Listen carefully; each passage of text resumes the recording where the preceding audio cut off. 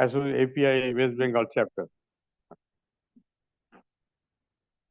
So, good morning.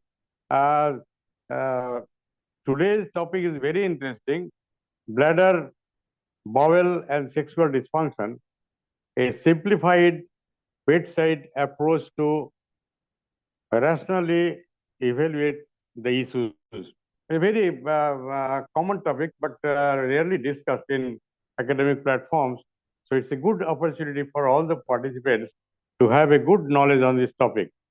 Fortunately, today, amongst us, we have as chairperson, Professor Dr. Atanu Biswas, who is one of the giants in the field of neurology.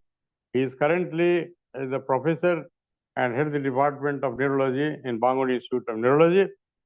And incidentally, we have another very clinically sound, very good neurologist and another professor of neurology, Professor Biman Das Roy, who is known to me for a number of decades.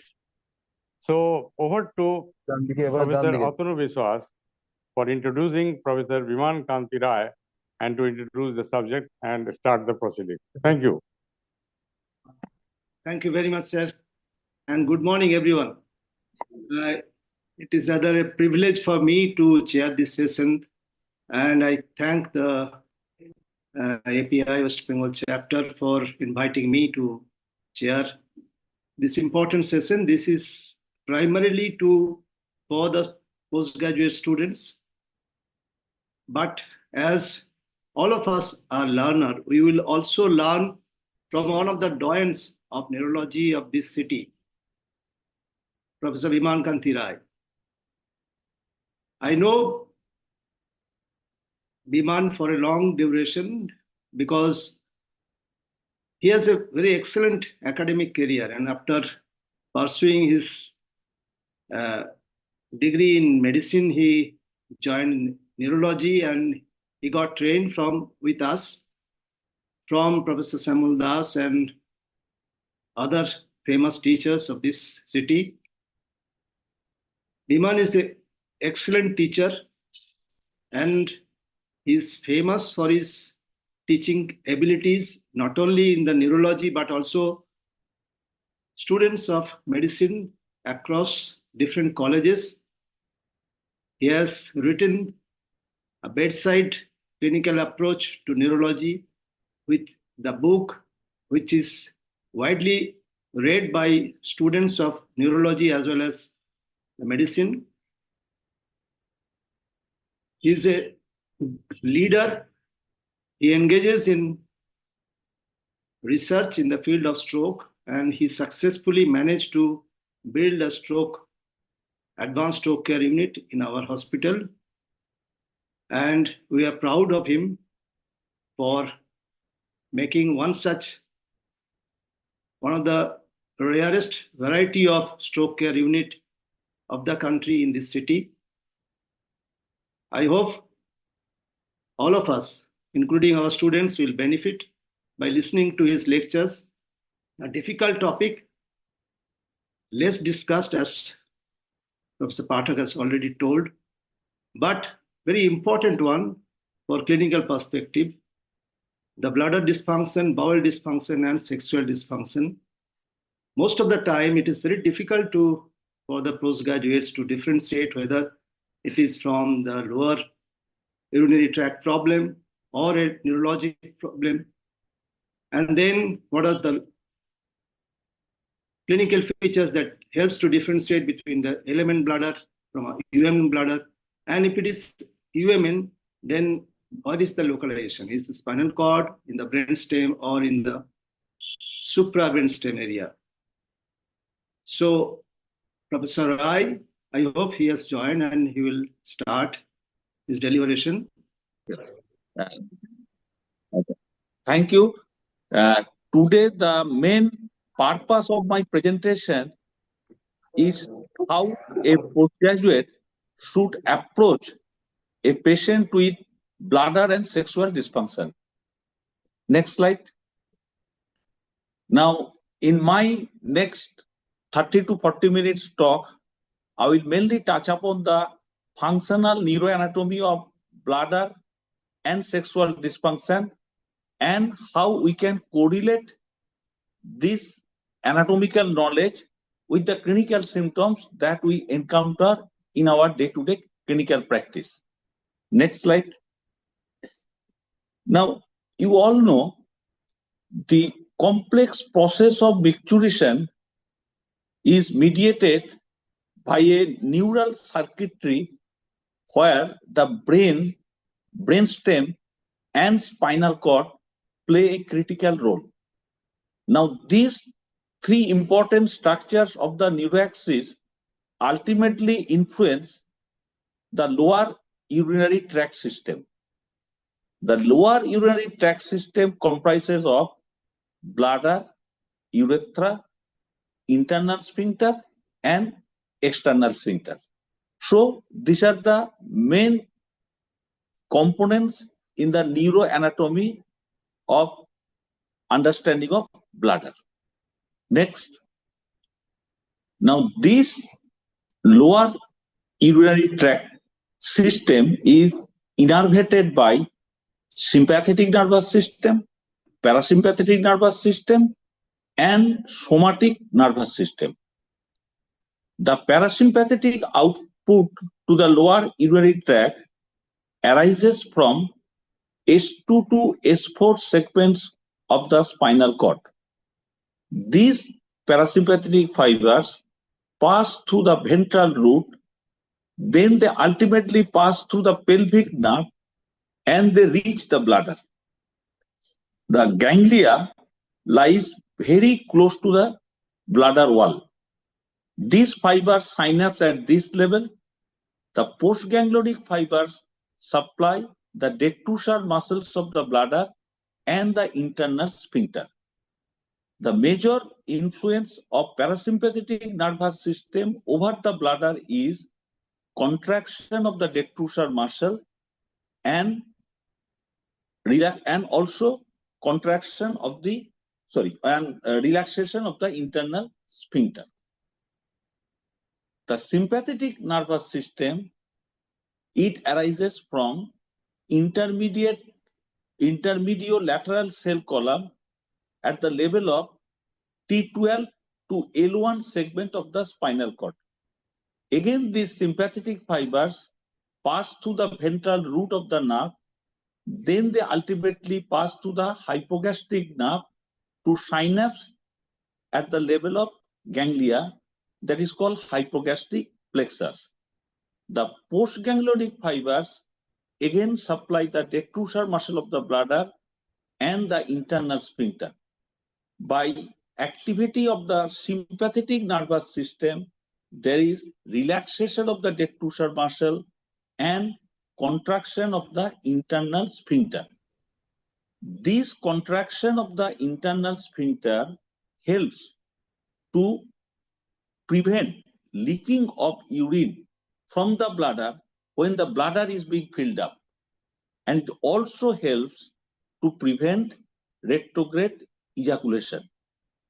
So these are the main functions of the sympathetic and parasympathetic nervous system over the bladder so far as the motor part is concerned. Now regarding the somatic nervous system and bladder, these somatic fibers arise again from anterior horn cells of the S2, S3 and S4 segment of the spinal cord. They pass through the ventral root and via the pudendal nerve, they supply the external urethral sphincter and external anal sphincter.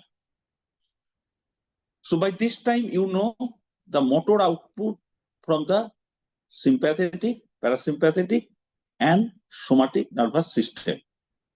The afferent fibers have both autonomic and somatic control.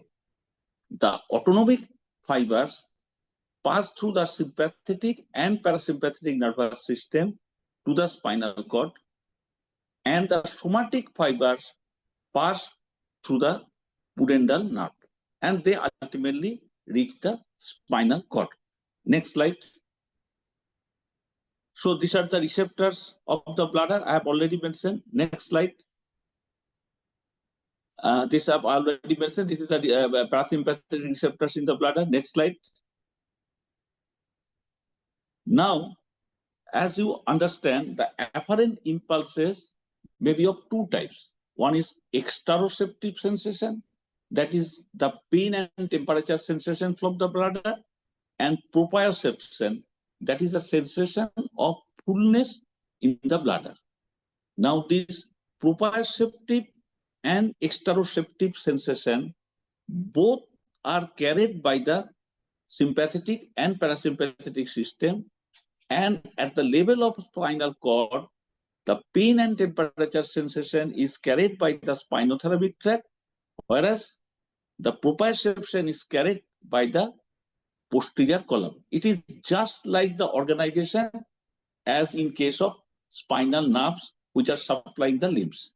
Next slide. So this is a summary slide where I have mentioned the parasympathetic, efferent and afferent both are running through pelvic nerves. Similar sympathetic, afferent, efferent both are running through hypogastric nerve, and the somatic part is running through the pudendal nerve. Next slide. Now, we have already discussed the lower urinary tract system. Now, let us come to the part of the spinal cord. In the spinal cord, there are some descending fiber and some ascending fiber so far as control of bladder is concerned. Now, the descending fibers mainly run from PMC, that is pontine micturition center, to S2 to S4 segment of the spinal cord.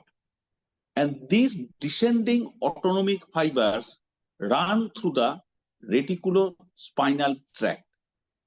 The main function of these descending autonomic fibers from PMC to S2 to S4 is to coordinate the function of detrusor and sphincter. That is, when the detrusor contracts, there is relaxation of sphincter. This is called detrusor sphincter synergia. If this pathway is disturbed due to any reason, that will lead to detrusor sphincter dyssynergia. Another important pathway related to bladder is descending to the spinal cord, that is the corticospinal tract. These fibers originate from cortical and subcortical areas of the frontal lobe. They then descend through the corticospinal tract and ultimately reach the anterior horn cells of the S2 to S4 segments of the spinal cord. These fibers supply the UNAP nucleus, and they have influence over the external urethral sphincter. This pathway particularly comes into play whenever you try to voluntarily restrain your micturition in the mid part. Now, regarding the ascending tracts in the spinal cord, that is the posterior column and spinothalamic tract, these I have already mentioned. They carry both proprioception and exteroceptive sensation from the bladder through the spinal cord to the higher center. Next slide. Next important anatomical area is pontine micturition center. Basically, it is a collection of cell bodies at the level of pontomesencephalic junction. Next. Now, this pontine micturition center has two regions, lateral region and medial region. The lateral region sends excitatory impulse to UNAP nucleus, leading to contraction of the external sphincter muscle. And this helps to store urine. That is, the lateral region is meant for continence. Whereas the medial region, that sends excitatory impulse to the sacral parasympathetic via sacral parasympathetic neurons to S2 to S4 segment, leading to contraction of detrusor muscle. So this center is the region for micturition. Next. Now going to higher up level, that is the cerebral control of micturition. Now the three important structures in the brain that controls our process of micturition are anteromedial frontal cortex, thalamus, hypothalamus, and cerebellum. In addition, the corticospinal tract that ultimately reaches the ONAP nucleus to supply the external urethral sphincter, I have already mentioned. And another important component in the higher part is the periaqueductal gray matter. Please remember that whatever afferent information from bladder is coming through the spinal cord, that first reaches the periaqueductal gray matter, and then the information reaches at the level of PMC, that is pontine micturition center. So at the highest level, it is the first receiving center to get information regarding bladder fullness, bladder pain, or any sensory afferent information from the bladder. Next slide. Now let us come to the process of micturition reflex. Basically, it is a spino-bulbospinal reflex, and it works just like a switch. Whenever the switch is on, there is micturition. Whenever the switch is off, there is termination of micturition. Now, when the bladder is filled up, at a particular level, when the bladder is filled up, the sensation of bladder fullness reaches the spinal cord via pelvic and pudendal nerves at the level of S2 to S4. Then this information reaches upward to the periaqueductal gray matter. Now, periaqueductal gray matter sends information to the pontine micturition center. Next.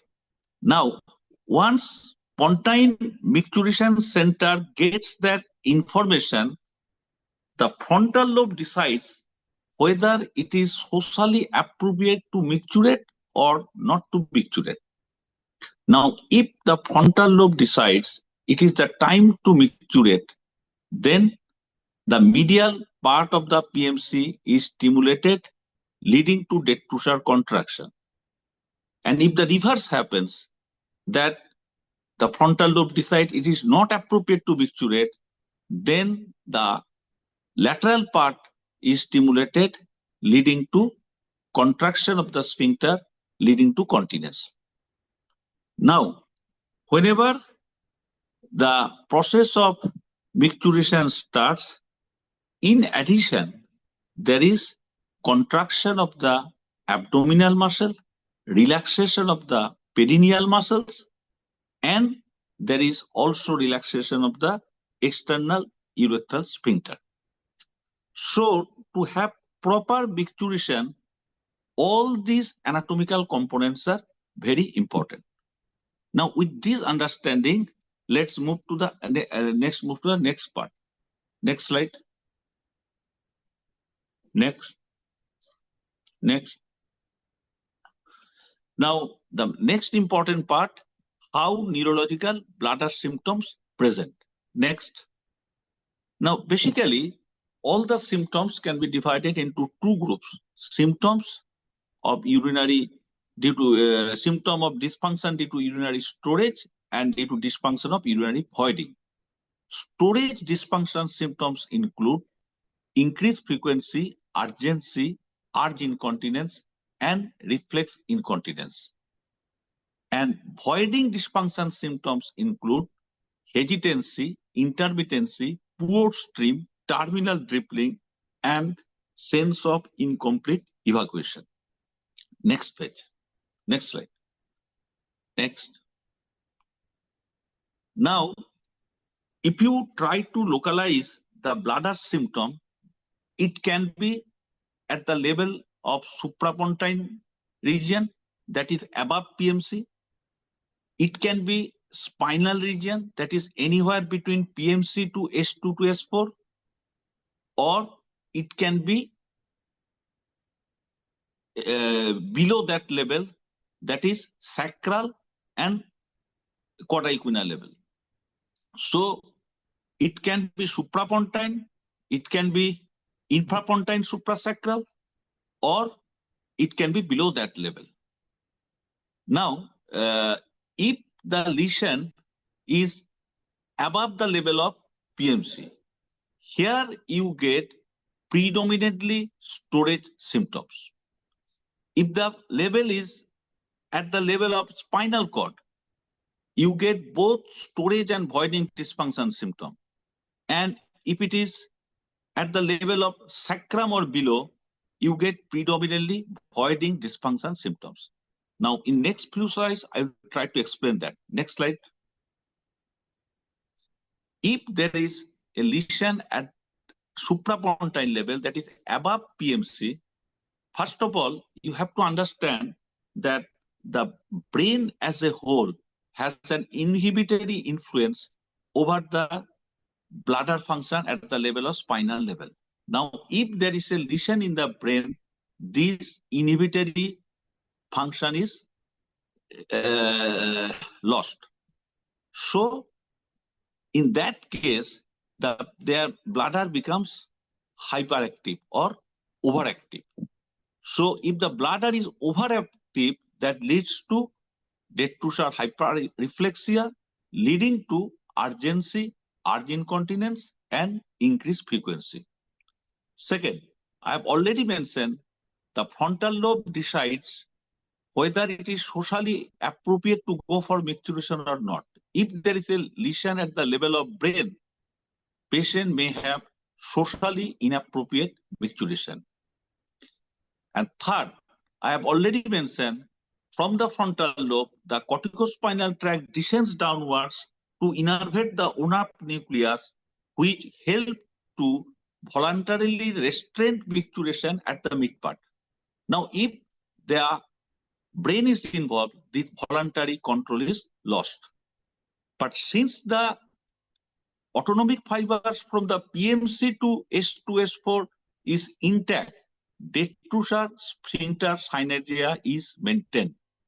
So this is very important.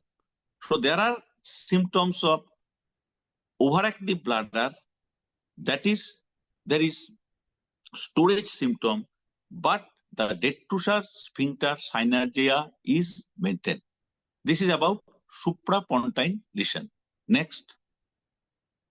And these are the few examples of suprapontine lesion, like any space occupying lesion in the brain, stroke, dementia, multiple system atrophy, Parkinson's disease. Next. Now come to the understanding of spinal cord lesion. If the pathway between PMC to S4 is interrupted, it will inevitably lead to DSD, that is detrusor sphincter dyssynergia.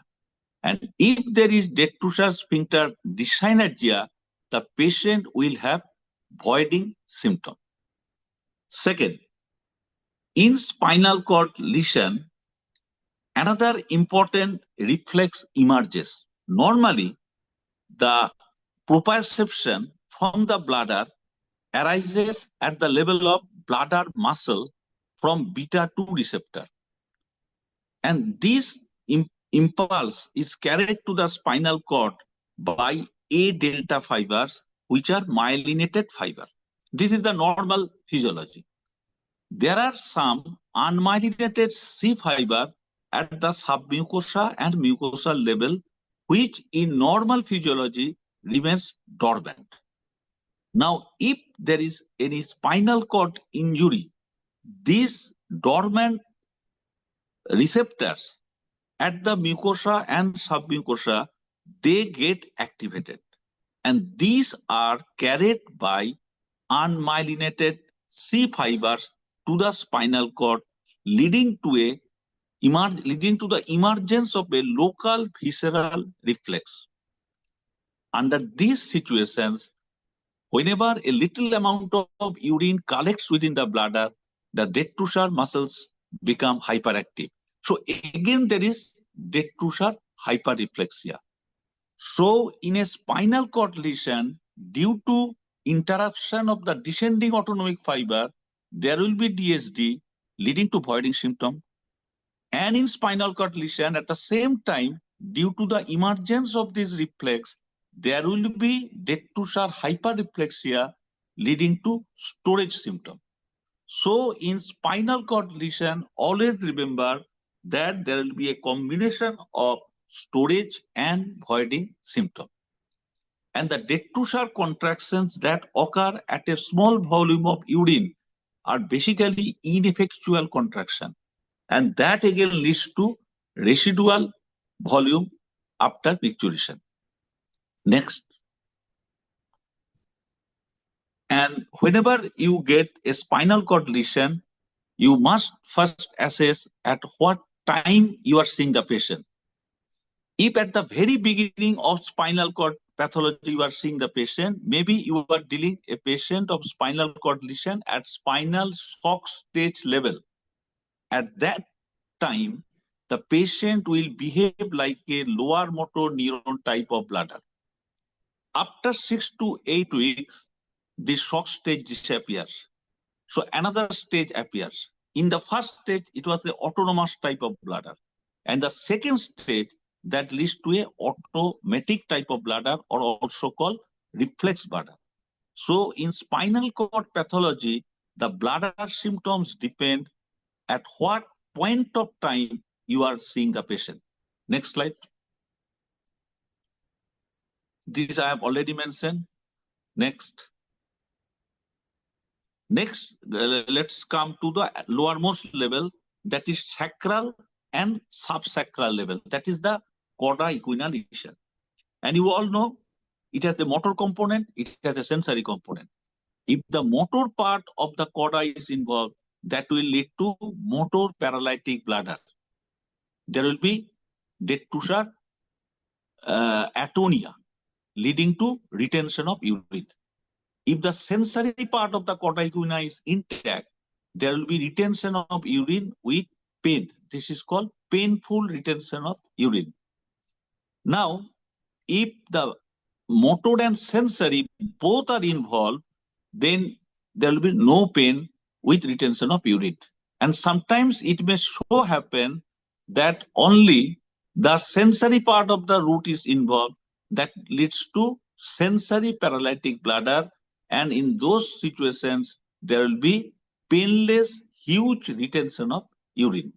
So remember, in lower motor neuron type of bladder, the most important feature is retention of urine, and it can be painful or painless. Next slide. So these are the pictures. Just next slide. Next.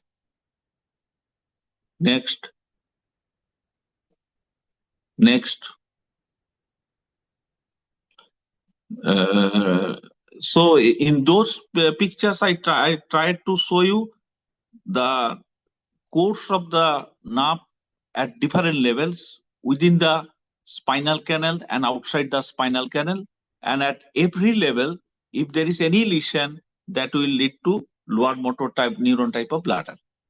Now, in addition to bladder symptoms, other neurological finding will also help you to localize the lesion at that level, like saddle anesthesia, loss of anal and bulbocavernosal reflex, and contrary to upper motor neuron type of bladder, in element bladder, the residual volume is very large. So huge retention of urine. Next. So again, these are the pictures. It is a picture showing meningomyelocele leading to element type of bladder. Next.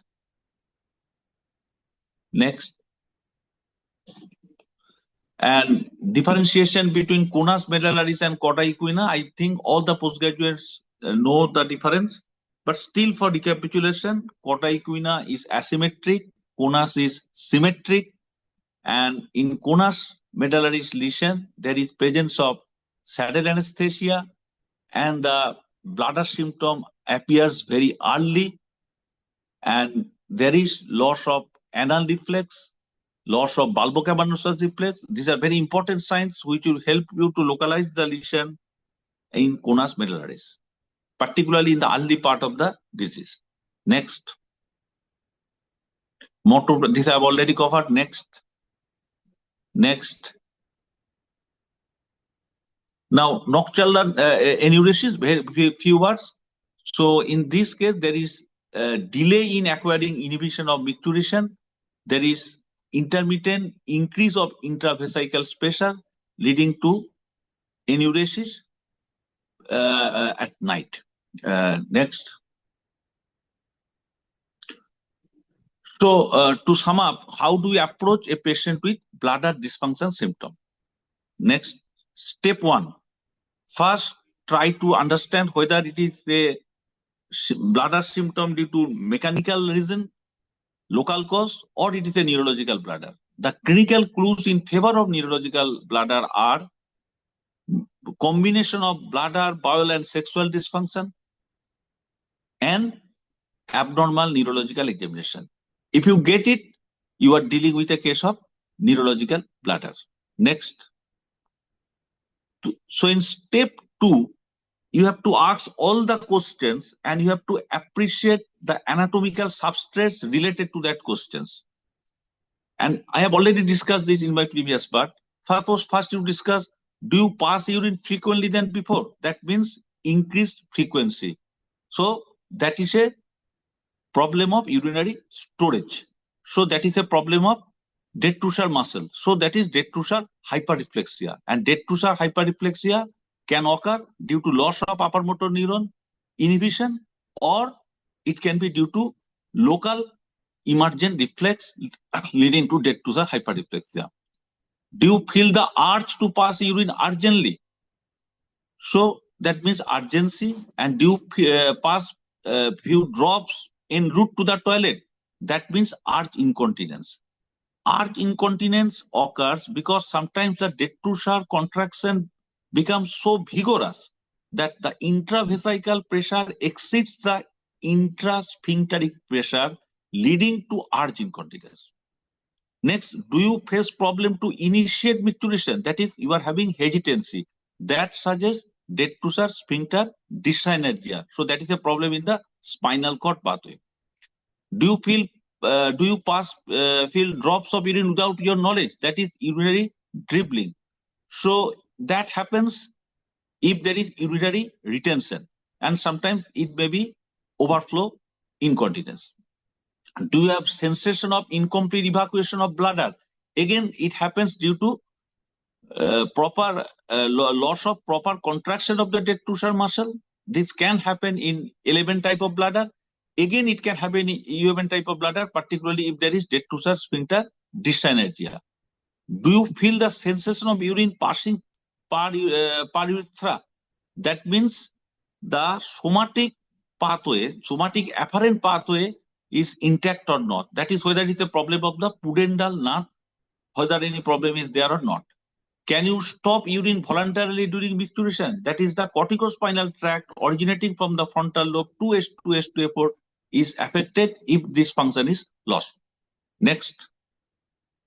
So after asking these questions, you try to localize either in the UMN part or in the 11 part. UMN part means it is in the brain to PMC or PMC to through spinal cord to S2, S4. So anywhere between brain to S2, S3, S4. Here the important symptoms are, I have already mentioned, increased frequency, urgency, urge incontinence, and increased residual volume may be there, and the bulbocavernosus anal reflexes are usually present. Whereas if it is a problem in the 11 part, that is S2, S3, S4 or cauda equina nerve roots, here the patient will have over distended bladder, residual volume is very large, There may be overflow incontinence, stress incontinence, and other important neurological clues are presence of saddle anesthesia, loss of anal and bulbocavernosus reflex. Next. So then you localize whether it is in the brainstem, spinal cord, or it is in the conus medullaris, cauda equina, either in the motor part or sensory part or both. Next. So after finishing this bladder dysfunction, I'll very briefly go through the anatomical substrates of sexual dysfunction. As you all know, to have intact sexual function, the important anatomical substrates are again brain, spinal cord, and peripheral innervation. The highest center is at the level of frontal, frontotemporal, limbic system, and basal hypothalamus. And this part of the brain is being modulated by psychological factors, different hormones like testosterone, estrogen, dihydrotestosterone, or visual, auditory, olfactory, tactile, and imaginative stimuli. So all these influences, that is psychological factors, hormone, imagination, and different stimuli, they ultimately modulate the highest center in the brain, and ultimately this pathway runs through spinal cord to have its peripheral innervation. Next. Now, if you try to understand the physiology of penile erection, normally the lacunar spaces within the corpora cavernosa are fed by branches of cavernosal arteries. Now, the muscular cushions within this artery normally obstruct inflow of blood within the corpora cavernosa. When the parasympathetic nervous system is stimulated, nitrous oxide is released from this vascular endothelium. That leads to relaxation of the smooth muscle, and there is inflow of blood within the corpora cavernosa, and that leads to engorgement of these structures. Next. Now there are two pathways for erection. One is reflex and another is psychogenic. The reflex pathway is mediated by sacral segmental pathway that comes, that I have already mentioned, that starts through genital and the areas near the genital area stimulation, and that ultimately comes to the afferent pathway to the S2 to S4 segment, and it has a efferent component as well. And the psychogenic part starts from cortical activation, and that runs through the spinal cord and may be mediated by the sympathetic pathway. Next slide. So whenever there is stimulation of the S2 to S4 segment, the impulse passes through parasympathetic fibers via pelvic nerve, relaxation of the muscular cushion, inflow of blood within the corpora cavernosa, and penile erection. Next. During stimulation of the sympathetic pathway, the hypothalamus is first activated, and the sympathetic pathway lifts the spinal cord above the level of T12. Next. Now, if you come to the physiology of ejaculation, you know that emission of serum from the vas and seminal vesicle ultimately passes to the posterior urethra. And whenever this happens, there is closure of the bladder neck and rhythmic contraction of the ischiocavernosus and bulbocavernosus muscle. Now, if you concentrate on this statement, whenever semen reaches the urethra, there is closure of the bladder neck. I have already mentioned this is done by the alpha receptors which are stimulated by the sympathetic fiber. And there is rhythmic contraction of the ischiocavernosus and bulbocavernosus. This is done by the somatic nerves, which are the pudendal nerves in this case. Next. So this ejaculation component includes propulsion of semen in the urethra, this is called emission, and second, propulsion of semen out of urethra, that is ejaculation proper. Following orgasm and ejaculation, sympathetic tone causes contraction of the cavernosal arteries, leading to restriction of flow to the lacunar spaces, and that leads to detumations. Next. So the afferent I have already mentioned. This slide I have already explained before. Now move on to the next slide. So there may be a few clinical presentations of sexual dysfunction. One is priapism, means abnormal persistent erection, occurs in spinal cord lesion above lower thoracic level. Whenever there is any lesion above T12 level, there is parasympathetic induced vasodilation and tonic contraction of the transverse, perineal, bulbocavernosous and ischiocavernosous muscles prevent escape of blood into the venous system. That leads to priapism. Next. Erectile dysfunction by definition means persistent inability to develop and maintain an erection sufficient for satisfactory sexual activity. Next. And this can happen due to lesions at different levels. At the highest level, if a lesion is there at the temporal lobe or hypothalamus, there will be loss of desire. In spinal cord disease, if it is a lesion at high thoracic level or cervical cord, there will be preserved reflex erection because that is subserved by the sacral pathway. But the patient will be unable to sustain erection for penetrative intercourse. Ejaculation may also be affected. In spinal cord lesion in S2 to S4 level, there will be loss of reflex erection, but psychogenic erection is possible. And I guess you have understood why this happens, because the anatomy part I have already explained to you. Next. Now, if there is cauda equina lesion, again there will be erectile dysfunction, and as usual, reflex erection will be lost, and other neurological findings like somatic sensation in those S2, S4 dermatome will be impaired. In small fiber neuropathy, erectile dysfunction may occur early without disturbance of ejaculation or bladder dysfunction. Next. So to conclude, to have a rational interpretation of the bladder and sexual dysfunction symptom, you have to have a very basic and concrete understanding about functional anatomy and physiology of bladder and sexual function.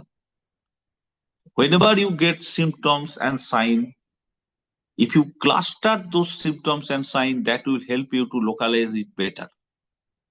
And focus clinical examination always helps to detect the neurological disease. Next. Again, I thank you so much because you had so much patience to hear from me, because I at the initial 15-20 minutes I lost only because of my total ignorance about these gadgets, but still I have tried. Thank you so much.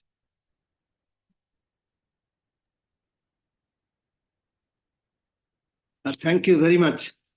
Excellent lecture. And I personally learned a lot. Recapitulation of the neuroanatomy, the localization of different aspects of bladder dysfunction, sexual dysfunction. And it is, you presented so lucidly that I think every student, every person who has listened to this will go with a concrete idea of approaching a person with bladder dysfunction and sexual dysfunction. I urge all the attendees to put their questions, if there is any, in the question answer segment. In the chat box, there are few questions Dr. Shivendu Ghosh has put forward. I request you to try to answer these. There are many questions. Some of them I am reading out. Is there any role of EMG and NCS of bladder dysfunction? So, please. Shall I answer this first or you? No, please go ahead. Definitely, sir, there is role of EMG, NCB in bladder dysfunction symptom. I'm just giving one example. In the if you recap the anatomy, in the S2 to S4 segment of the spinal cord, all the bladder functions are being mediated so far as the so far as the parasympathetic and motor part is concerned. Now, in the anterior part of S2, S3, S4, that is anterior horn cell, there is ONAP nucleus. And this ONAP nucleus, ultimately, the fibers from here, they supply the external urethral sphincter and external anal sphincter. Now, whenever we do EMG, it is possible technically for us to do external anal sphincter EMG. Now, in a patient of dysautonomia who has bladder symptom, you can go for external anal sphincter EMG to understand whether the anterior horn cells of those particular sacral segments have been involved or not. For example, we all have the experience that in motor neuron disease, the bladder function is relatively spared because of selective involvement of the nuclei in those particular sacral segments. So EMG can help us to localize lesion in the anterior horn cell of S2 to S4 segments of the spinal cord, which is the one of the main important anatomical component so far as bladder control is concerned.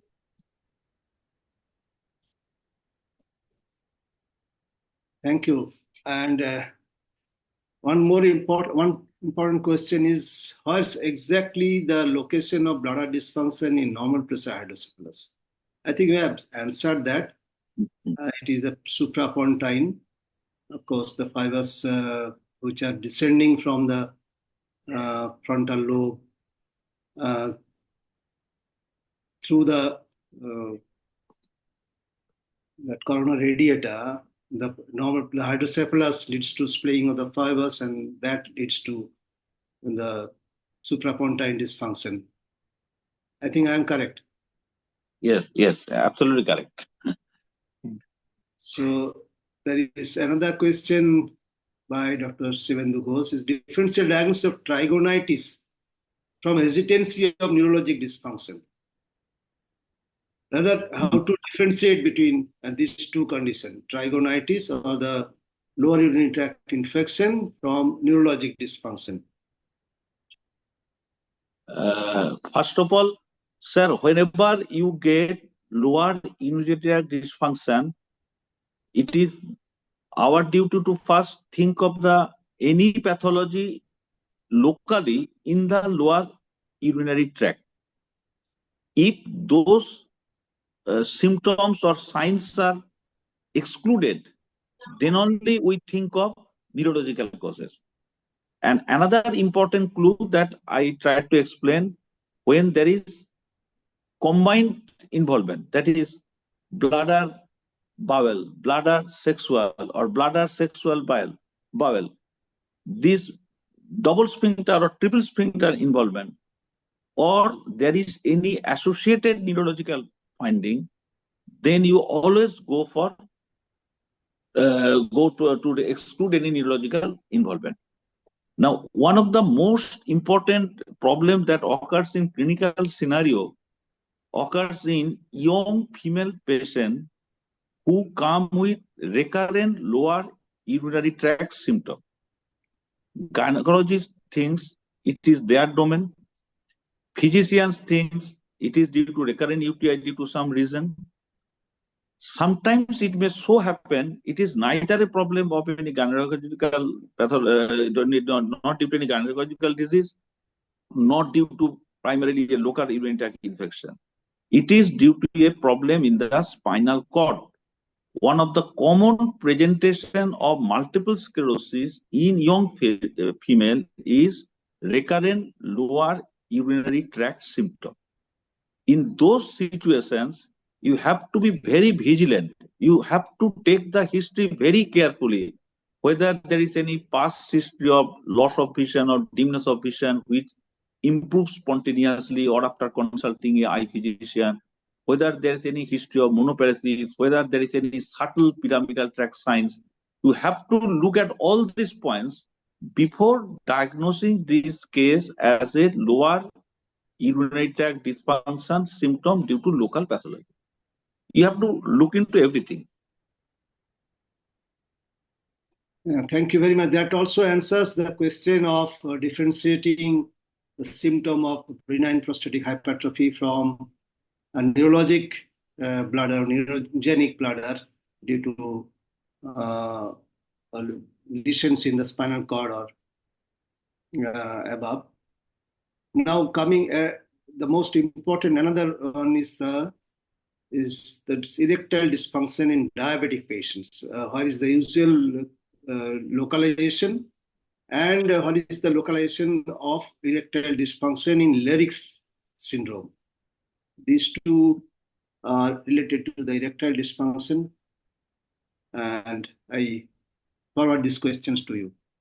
And regarding the erectile dysfunction in peripheral neuropathy or small fiber neuropathy, again, if you look at the pathway of normal physiology of erectile function, first of all, there has to be activation of the sacral parasympathetic pathway. Now, these sacral parasympathetic fibers, they originate from the intermediolateral cell column of the S2 to S4 segment, pass through the ventral root, then they pass through pelvic nerve, then they pass through small fiber, and ultimately they reach the corpora cavernosa.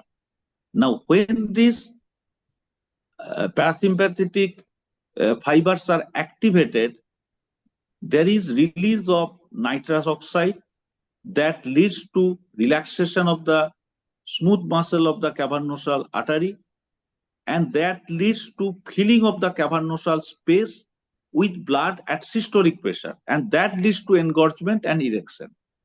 Now, if there is damage anywhere in this pathway, suppose this is a case of small fiber peripheral neuropathy. Now, these small peripheral nerve fibers, they are also carrying the parasympathetic fibers. So the parasympathetic fibers are also pathological. So they cannot release nitric oxide. They cannot relax the vascular smooth muscles. So ultimately that leads to loss of filling of the cavernosal spaces by blood, and that leads to loss of erection. So that explains peripheral neuropathy, small fiber neuropathy leading to erectile dysfunction. That is one of the main cause. And these small fiber neuropathy, you all know, that can occur in different reasons. It can be metabolic, it can be toxic, it can be neoplastic, paraneoplastic. There are so many reasons. But ultimately, the net result is loss of parasympathetic function, which are being carried through these small fibers, leading to erectile dysfunction. And of course, the Leydig's disease.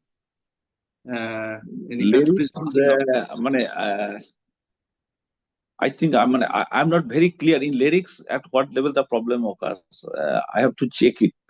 I'm not very clear, but again, whatever happens, it ultimately has to have its effect on the parasympathetic system.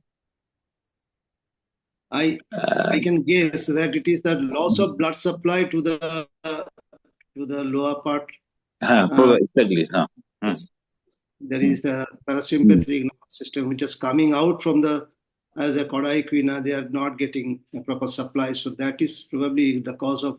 Exactly. Probably that is the cause. So a few more questions. Dr. Siddharth, he has written two important questions. How is the localization of parasympathetic fibers within the spinal cord? Just like any particular location, like in sympathetic system, there is intermediolateral gray column. But in parasympathetic nervous system, sorry, it is in the anterior part of the spinal cord, anterior part of that is the anterior horn cell. Anterior cells. And the question is, why in intramedullary lesion of the spinal cord, the bladder symptom is so early? Intermedullary part, the bladder symptoms is so early. First of all, any intermedullary pathology, it has a bilateral representation.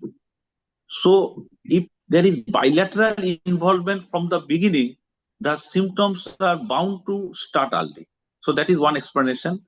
And second is, if you follow the pathway of descending reticulospinal fibers, that is arising from the pontine reticulospinal part, and then it descends to the spinal cord close to its central part.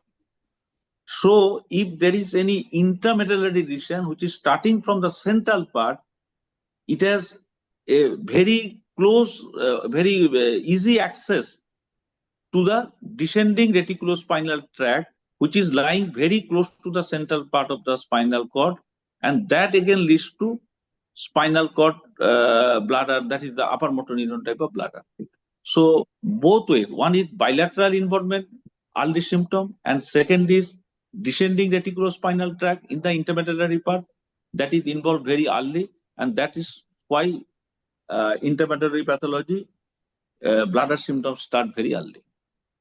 And this is more so in dorsal cord, not in the cervical. Yes. So, I think, can I add one small thing? I haven't got it right now. It was an excellent lecture by Biman. Yes, sir. Welcome. Please contribute. Excellent lecture by Biman. As usual, Biman is always like that. Yes. So today, actually, I am out of station. Whatever Shivendu has asked is very pertinent. But mind you, I like to tell you one thing. Even in the intermedullary lesion, you can get a late lesion, not always early lesion. It all depends on when it is going to move, which part is going, because it is more of a posteriorly involved lesion. So the fibers. But intermedullary in syrinx, some of the syrinx we have seen, and there are reported cases also, that it may not be the earliest symptom. It may not be earliest always. So it all depends on which part is actually getting involved. This is number one. I have got a very confusing thing in my mind regarding the bladder and the sexual function. One, you see, Biman, I like to tell you, or rather you would enlighten me, when there is a parasympathetic stimulation, okay, it is a nerve of emptying. So obviously, it is a nerve for micturition. It will cause the contraction of the destrusor and relaxation of the internal urethral sphincter. But at the same time, when the erection takes place, it is the parasympathetic which causes the erection. So why there is no erection when we pass urine? Why there is no erection when we pass urine? But in fact, this is a question which has been haunting me for a long time. First of all, you are the best person to answer this question, but I am trying to guess. Yes. We can probably the answer is probably, I have searched a lot of literature, probably our brain higher function, which you have already mentioned, it is very much specific and sensitive, because once you go for erection, it will inhibit the other part. And one who go for this thing, because this is very selective. It does not allow the two actions to take place simultaneously.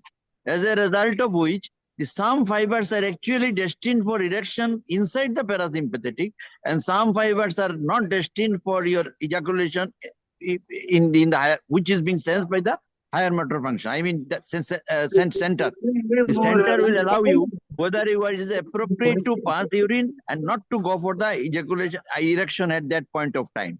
So it is the inhibitory action of the center which does not allow the erection, for which reason probably we do not get any erection during passing urine. It is a very selective involvement, selective action of this particular stimulation of parasympathetic. This much I have seen some of the literature searched.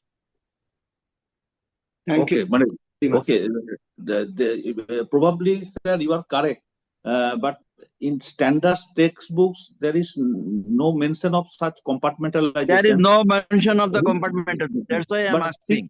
But I have asked it in a number of people, and after talking with them as well as seeing some of the literature, they are saying that it is very task specific. Parasympathetic is very task specific. Once it is asked for your erection, it will serve the purpose of erection only. Once it is asked for micturition, it will at the same time it will inhibit the inhibition. This is so specific fibers are there. Sir, I just want to add one thing. Whenever I told about erection, there are two parts of erection. One is reflex erection and another is psychogenic erection. Now, if you consider this erection as a whole, in that place, apart from this reflex erection part, you have also to take into consideration of psychogenic part, which again is influenced by the integrity of the anatomical structures which maintain this psychogenic erection and the modulatory factors that influence this anatomical structure, like drug, like hormone, like your desire, like your imaginative stimuli, everything. So ultimately the process of erection is a culmination of combination of influences of different factors. So that's why probably these two things do not happen simultaneously. Probably that is the reason. Because probably you are right. You are right. You are right. We should not consider only reflex erection. You also have to take into account psychogenic erection part, which again has multiple components to influence. So that's why this selectivity occurs, probably. Right. Thank you, Dr. Minal Kantirai, for giving good insight about the topic. Biman, Yes. So you are muted. about comment of Minalda, Biman, I think yes. one of the causes, one of the thing we saw, even after erectile function is over, human being takes time to start the micturiation. It is almost always, it happens that you cannot micturate immediately after your erectile function is over. You take some time, or the brain takes some time to activate its micturiation reflex. That's one of the observations I saw in some of the books also, that about the dissociation of centers or fibers. Other than psychological, obviously, psychological is also important, because lots of patient erectile dysfunction is psychological, and they improves only by good counseling rather than of treatment of any specific disease. That's my idea. Thank you, sir. Thank you, sir. Even there are few more questions we should take up and answer. Dr. Satydeep has written that how should we approach a case of painless retention of urine with symmetrical proximal lower motor weakness without saddle anesthesia? This is a clinical condition. There is no saddle anesthesia, but there is weakness and there is painless retention of urine. Okay, but again, this may happen in acute spinal shock stage, where basically it behaves like a lower motor neuron type of bladder. In this situation, there may not be any saddle anesthesia. In fact, there may be loss of sensation below a particular level with 0 to 1 power, and there may be huge retention, and there may be. And this saddle anesthesia part, this is very specific for any conus medullary involvement. But if we come out of this intraxial part, if you go out to the extraxial part, again, there may not be any saddle anesthesia, particularly if the perianal sensory fibers are spared. So, whenever you get any such situation, first of all, you try to rule out spinal shock stage or acute spinal cord pathology. Then you try to rule out any incomplete coda-equina lesion, sparing the saddle area part. In those situations, you may get retention of urine, and it may be painless at the initial part. I think you have answered the whole part of the question. And another question is how the sexual dysfunction in female is different from the sexual dysfunction in male.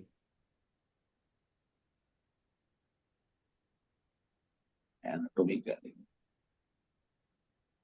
sexual is female. We always talk about the sexual dysfunction of the male. Yes, about the erection I did not cover also. It is definitely different. In fact, I can discuss it on some other day, because in our multiple sclerosis patient, this is one of the thesis topic of one of our DM residents, and we got a lot of sexual dysfunction symptoms in female in spinal cord disease or even in brain disease. Now, one of the main differences is obviously the nature of the symptom is totally different. But one terminology is commonly used is frigidity, and there may be lack of desire like that. But details right now I am not prepared to.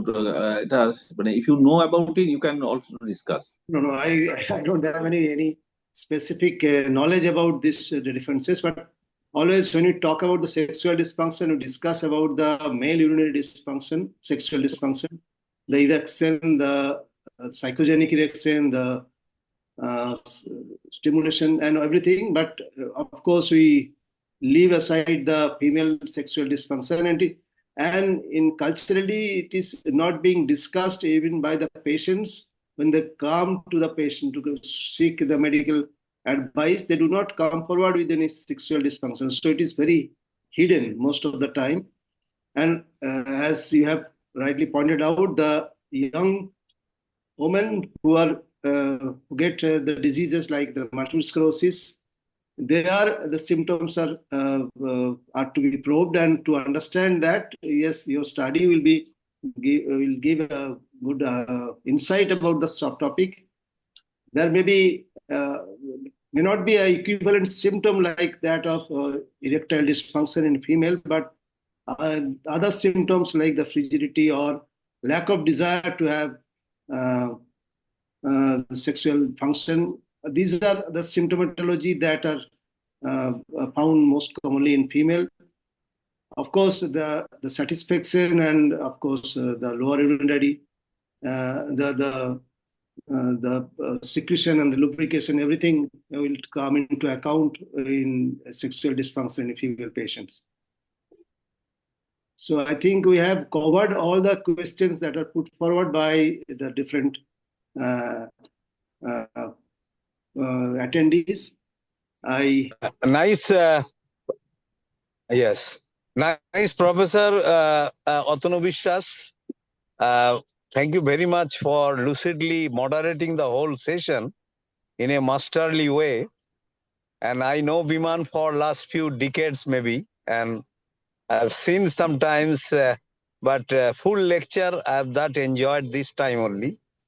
I've never enjoyed the whole lecture. Sometimes maybe due to lack of time or a lack of coincidence, I could not make it. Excellent lecture, Biman, and I appreciate your ideas. And the postgraduates are probably probably getting the best of the, bladder ball erectile dysfunction in a single center as an expert like you.